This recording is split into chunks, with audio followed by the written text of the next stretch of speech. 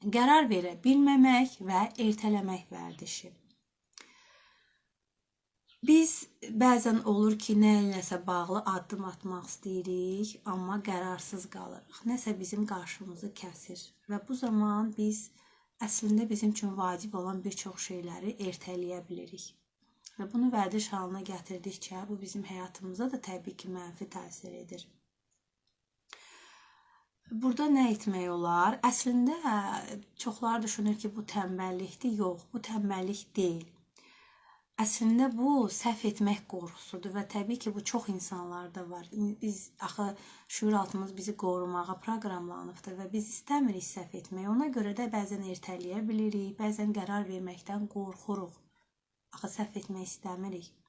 Burada həll yolu olaraq sizə nə təklif edirəm? Kiçik qərar qaydası. Nə edə bilərsiniz? Tutalım ki, o verəcəyiniz qərar nədirsə də, o qərar üzərində düşünürsünüz və özünüzə deyirsiniz ki, burada verəcəyim qərar mənə nələr verəcəkdir, məndən nələr alacaqdır və onun cavabını özünüzə verirsiniz. Misal üçün, mən qərar verirəm ki, bu işə başlayım. Amma qorxursunuz ki, bu işə başlasam, müəyyən olmayan şeylər ağlınıza gəlir də, bu ola bilər, bəlkə başlamayım. Amma bu işə başlasam, bu mənə nələr verəcək?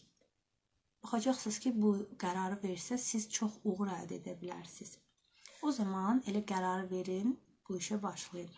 Və bu məndən nələr alacaq, real olaraq düşünürsünüz. Hə, bunu etsəm, bu problemlər yarana bilər.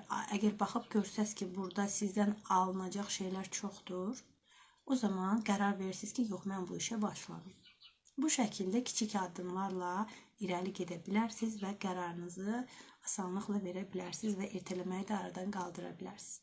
Əslində bu bizim bəzən mükəmməl olmaq istəyimizdir, bəzən dediyim kimi özümüzü qorumaqla bağlıdır ki, bu da bizə əngəllər yarada bilir. Yəni, cavabı tapırsınız və hərəkətə keçirsiniz.